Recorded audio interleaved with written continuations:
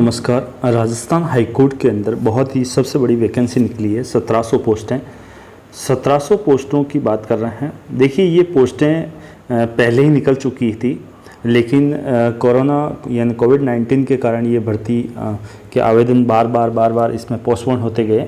ये वैसे विज्ञापन, देखिए मैं बता देता हूँ, ये विज्ञापन जो निकला था वो 19/3/2020 को निकला।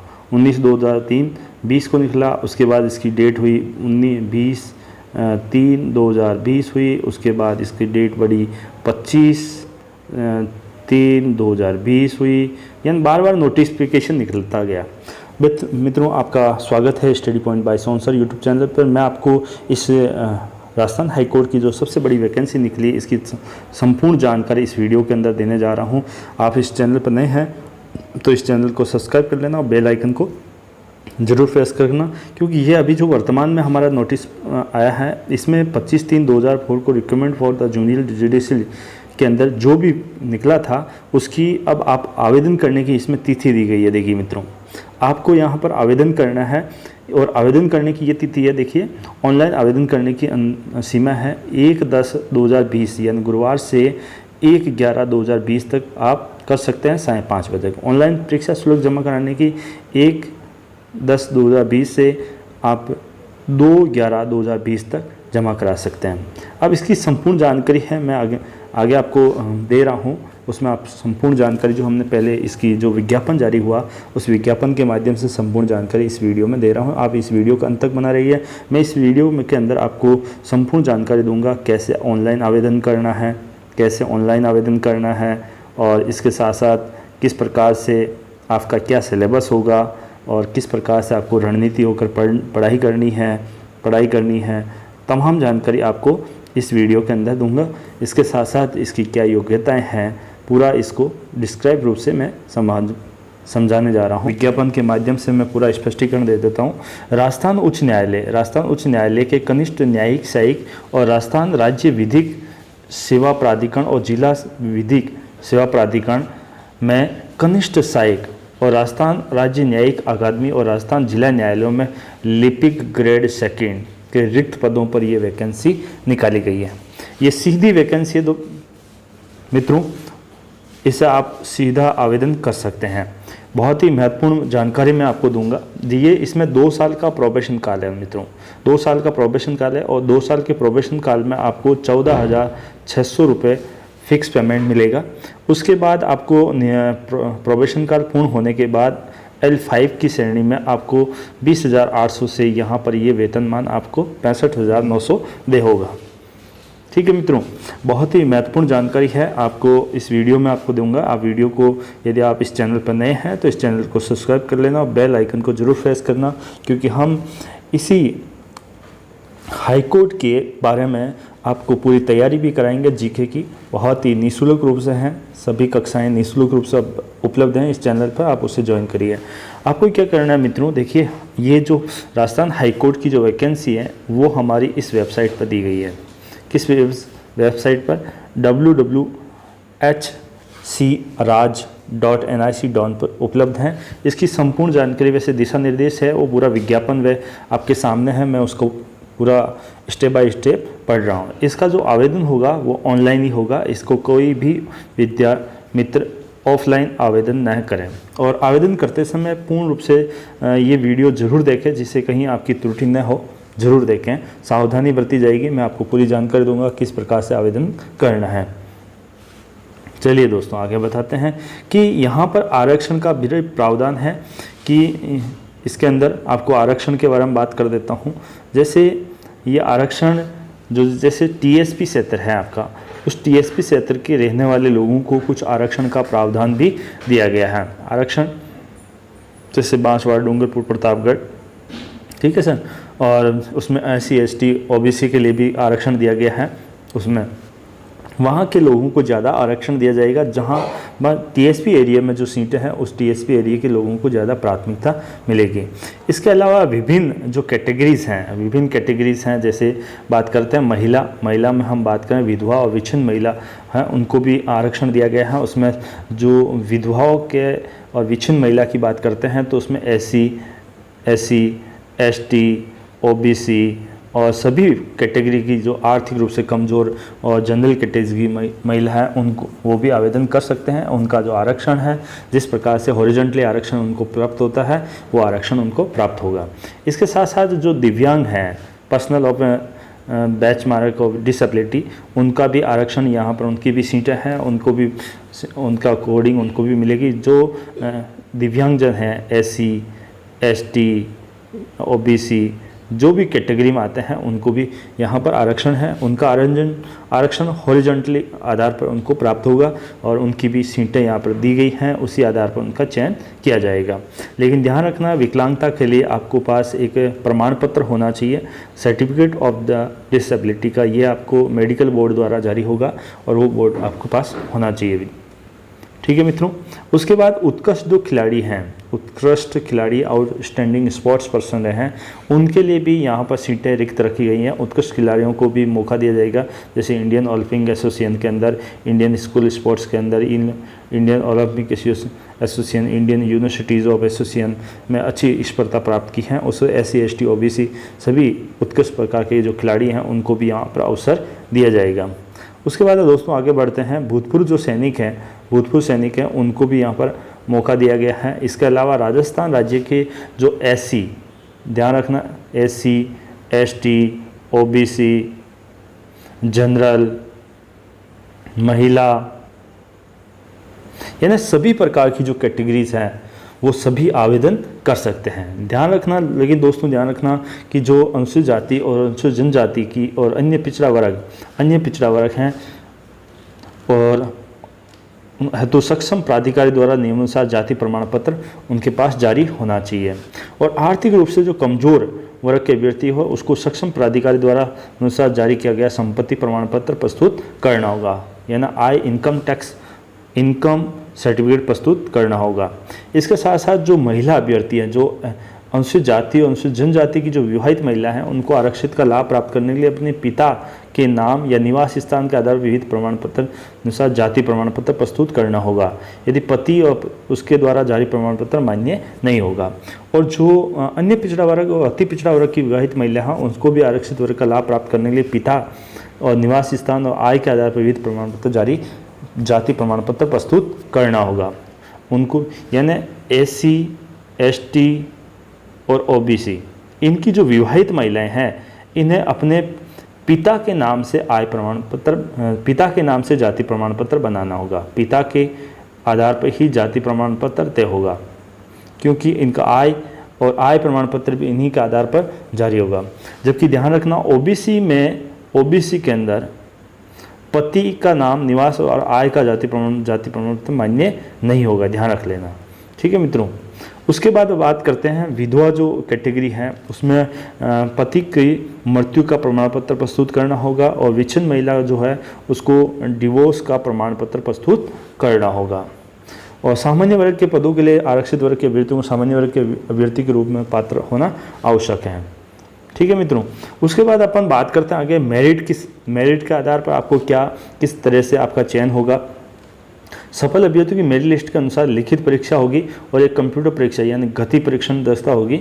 उसके आधार पर आपको वरीयता दी जाएगी। प्रथम वरीयता राजस्थान उच्च न्यायालय के अंदर, दूसरी राजस्थान राज्य न्यायिक अकादमी के अंदर, तीसरी राजस्थान राज्य विधिक सेवा प्राधिकरण बोर्ड में जिला न्यायालयों के अंदर, और पंचम है वो जिला विधिक सेवा प्राधिकरण यानी तालुका विधिक सेवा समितियों में स्थायी आपकी ज्वाइनिंग होगी। और अभ्यर्थियों का आवेदन करते समय जिलों का नाम किन्हीं 5 जिला न्याय क्षेत्रों का प्राथमिकता का चयन आपको करना होगा आवेदन करते समय। ठीक है मित्रों, और TSP क्षेत्र में जिलों का आपको गैर अनुसूचित क्षेत्र के आवेदक जिलों का चयन करते समय अनुसूचित क्षेत्र का TSP का चयन नहीं करें। ध्यान रखना, जो TSP क्षेत्र के लोग नहीं हैं वो TSP का चयन नहीं करें। ठीक है, जो TSP में रहने वाले लोग हैं वही TSP का आवेदन करें। बहुत ही सावधानी रूप से बता रहा हूँ, तो आप ध्यान रखें। इसके प्राथमिकता के आधार पर 5 जिलों न्याय क्षेत्रों का चयन नहीं होने की स्थिति में भर्ती प्राधिकारी ऐसे अभ्यर्थी का नाम किसी भी जिला न्याय क्षेत्र में नियुक्ति की अनुशंसा कर सकेगा जो उचित समझे। ठीक है मित्रों, और अनुसूचित क्षेत्रीय आवेदन अनुचित क्षेत्र आवेदन के ऑनलाइन आवेदन करते समय अनुचित क्षेत्र का ही स्पष्ट रूप से चयन करें। कहने का तात्पर्य यदि आप टीएसपी एरिया में आते हैं तो टीएसपी एरिया का ही चयन किया जाए। ठीक है मित्रों, उसके बाद अपन बात करते हैं कि जो राजस्थान राज्य अन्य पिछड़ा वर्ग और अति पिछड़ा वर्ग क्रीमिलेयर के श्रेणी का आवेदक और राजस्थान राज्य के विभिन्न अनुसूचित जाति और अनुसूचित जनजाति अन्य पिछड़ा वर्ग क्रीमिलेयर नॉन के आवेदक सामान्य वर्ग में आते हैं। ध्यान रखना, ये किस में आएंगे? सामान्य वर्ग में। जो क्रीमिलेयर में आते हैं अन्य पिछड़ा वर्ग और अति पिछड़ा वर्ग के जो अभ्यर्थी हैं जो क्रीमिलेयर के आते हैं वो सामान्य वर्ग के अंदर काउंट होंगे। अब महत्वपूर्ण हमारे पास आती है कि योग्यता क्या होनी चाहिए। महत्वपूर्ण जो बात है अपनी योग्यता, आपके पास बीए या बीएससी या बीकॉम, जो भी आपके पास ग्रेजुएट डिग्री है, भले इंजीनियरिंग लाइन में हो, कंप्यूटर लाइन में हो या किसी में भी हो, आपके पास ग्रेजुएट डिग्री होनी चाहिए। साथ साथ आपके पास basic must have computer knowledge, यानी बेसिक कंप्यूटर जिसमें अपन साधारण भाषा में बात करते हैं RSCIT कोर्स होना चाहिए आपके पास। ठीक है, उसके बाद दोस्तों शारीरिक उपयुक्तता, यानी आपको फिजिकल रूप से सही होना चाहिए, स्वस्थ होना चाहिए। ठीक है, उसके बाद आपकी इंडियन नेशनलिटी होनी चाहिए, इंडियन होना चाहिए। वैसे बाकी कुछ लोगों को और भी दिया है, भारत का नागरिक होना चाहिए और नेपाल भूटान वो होना चाहिए। आपकी एज ग्रुप क्राइटेरिया भी बताया गया है कि आपकी उम्र 18 से 40 वर्ष के बीच होनी चाहिए, 18 से 40 वर्ष के बीच में होनी चाहिए आपकी। उसके साथ साथ कुछ कैटेगरीज को यहाँ पर रिलैक्सेशन दिया गया है। यदि आप जिस कैटेगरी में आते हैं उसका रिलैक्सेशन यहाँ पर दिया गया है। देखिए मैं आपको धीरे से चला रहा हूँ, आप देख सकते हैं। इसके अलावा उनको कुछ छूट दी जाएगी। ठीक है दोस्तों, उसके बाद चरित्र प्रमाण पत्र, एक अच्छा सा चरित्र 2 व्यक्तियों का होना चाहिए जो आपको द्वारा जो जानते हैं, वो जो गजेस्टेड हैं उन अधिकारियों को 2 चरित्र प्रमाण पत्र आपको प्रस्तुत करना होगा। ठीक है, और एक आपका विद्यालय से, जो विश्वविद्यालय से अंतिम रूप से शिक्षा अध्ययन किया है प्रधानाचार्य अधिकारी का वहाँ से होना चाहिए। जैसे मान लीजिए कि आपने बीए किया, बीए फाइनल की, या आपने एमए फाइनल किया, तो एमए का फाइनल का आपको चरित्र प्रमाण पत्र प्रस्तुत करना होगा। जो भी जहाँ से आप रेगुलर रूप से अध्ययन किया हो और वो अंतिम शिक्षा प्राप्त की, उसके बाद आपने अपने प्राइवेट दिया हो, वो प्राइवेट का नहीं आएगा। रेगुलर शिक्षा अध्ययन किया उसी का ही चरित्र प्रमाण पत्र आपको प्रस्तुत करना होगा। और इसके अलावा 2 चरित्र प्रमाण पत्र देना होगा, वो 6 माह से अधिक पुराने नहीं होने चाहिए।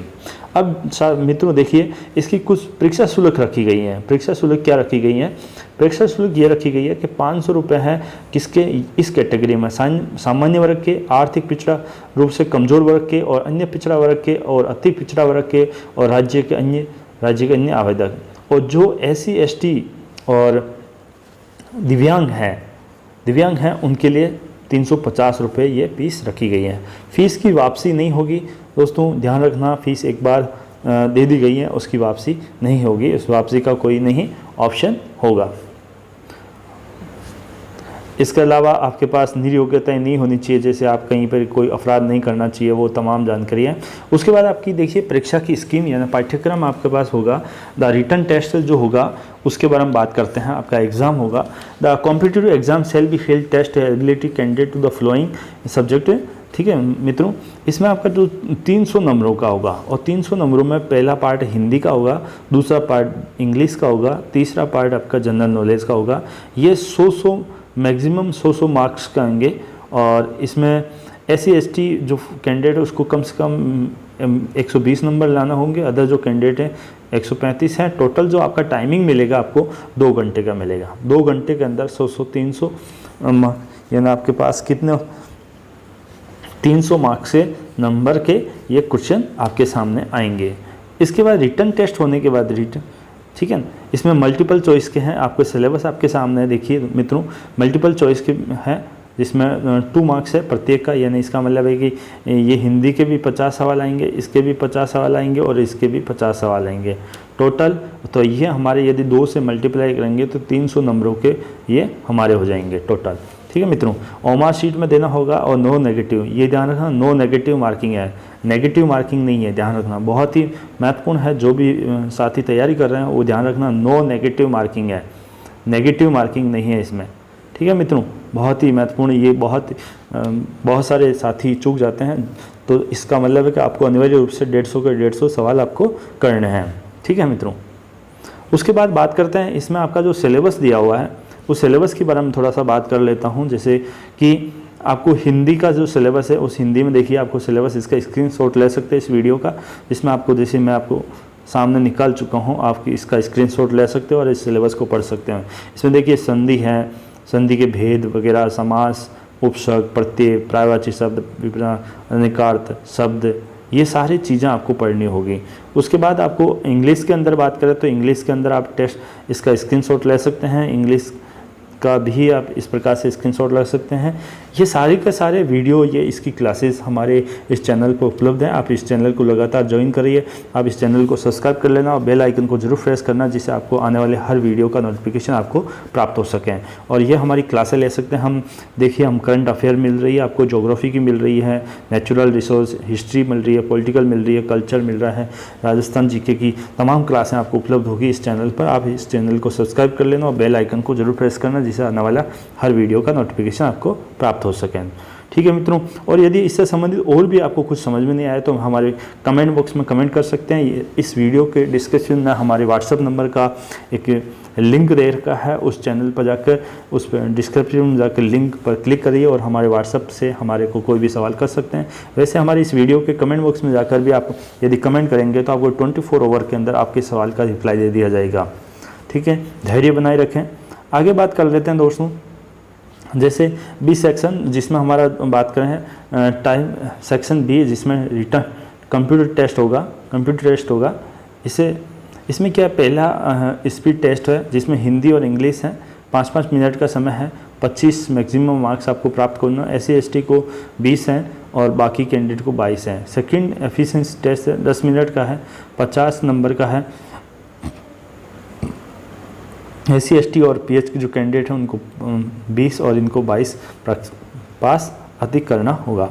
गति और दक्षता परीक्षा आयोजन की बाद जो हो गए उसमें ध्यान रखना, कुर्तीदेव 10 है, कुर्तीदेव 10 और हिंदी में कैलबरी इन्हीं का होगा, इंग्लिश में इसका प्रयोग करना होगा। ध्यान रखना, आप अपना टाइपिंग टेस्ट सीखते समय ध्यान रखना कुर्तीदेव 010 में ही सीखना है और ये कैलबरी के अंदर ही सीखना है, इंग्लिश के अंदर। ठीक है, मैक्सिमम आपकी स्पीड 8000 की डिप्रेशन होनी चाहिए। डाटा विल बी फीड में अंदर। ठीक है, डुअल लैंग्वेज यानी हिंदी और इंग्लिश दोनों लैंग्वेज के अंदर आपके पास ये स्पीड होनी चाहिए। ठीक है, आवेदन करने की जो प्रक्रिया है उसके बारे में बात कर रहे हैं। जैसे कि ऑनलाइन आवेदन करने की प्रक्रिया से संबंधित दिशा निर्देश, ये इस वेबसाइट पर जाना है, ध्यान रखना इस वेबसाइट पर जाना है और आवेदन करने की जो समय सीमा है उसके बारे में बात करेंगे। ये दोस्तों आपको समय सीमा के बारे में पहले ही निर्धारित कर चुका हूँ, ये समय सीमा पहले की है, पुरानी है, ध्यान रखना, इस पर आपको ध्यान नहीं देना है। ये पुरानी है क्योंकि ये जब एडवर्टाइज निकली उसके बाद इस समय सीमा पर आपको ध्यान नहीं देना है। जो शुरुआत में मैंने बताई थी वीडियो के शुरुआत में, उसी समय सीमा पर आपको ध्यान देना है क्योंकि ये विज्ञापन पहले पुराना है, उसी विज्ञापन पर बात की जा रही है।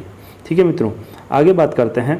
ऑनलाइन आवेदन के लिए आपको जो परीक्षा शुल्क हैं वो जमा करा सकते हैं, ऑनलाइन घर बैठे आपका आवेदन कर सकते हैं या ई मित्र के माध्यम से भी आवेदन आप कर सकते हैं। ठीक है, आपके पास डेबिट कार्ड होना चाहिए।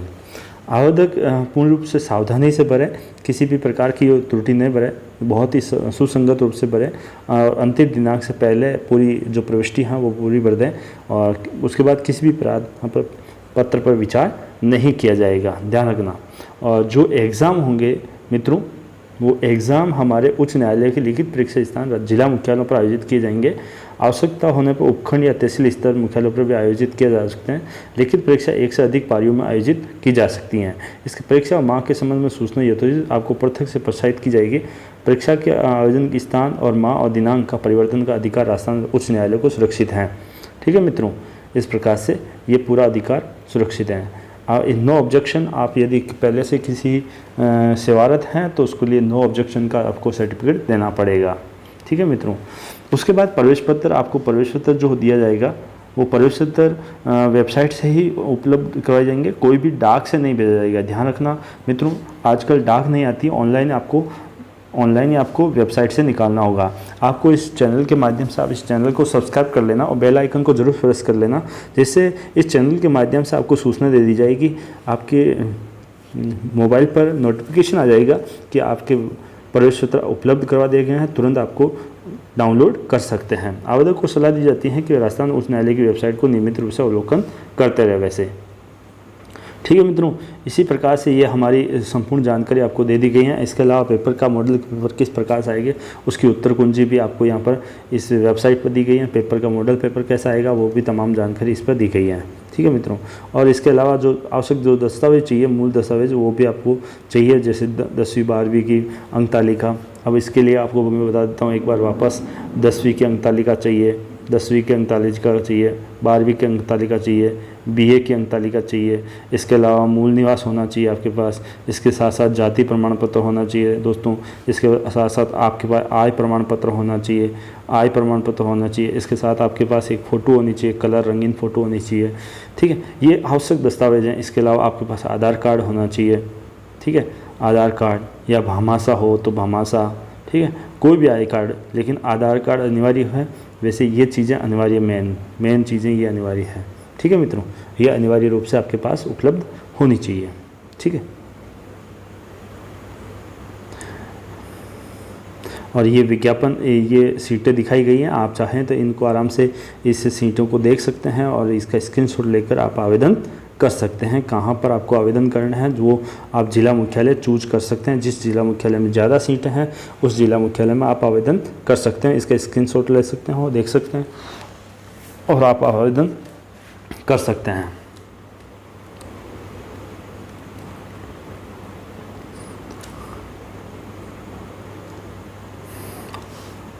ओके मित्रों, धन्यवाद। आपको ये वीडियो अच्छा लगा तो इसको एक लाइक कर दीजिए, और यदि आपसे संबंधित नहीं है ये वीडियो तो और दोस्तों को शेयर कीजिए, जिससे किसी की ज़िंदगी सुधर सकती हैं, किसी को सरकारी सेवा में आने का अवसर मिल सकता है, राजस्थान हाई कोर्ट में सेवा करने का अवसर मिल सकता है। तो जल्दी से जल्दी इस वीडियो को लाइक कर दीजिए, शेयर कर दीजिए और इस चैनल को सब्सक्राइब कर लीजिए और आप अपने मित्रों को शेयर कीजिए।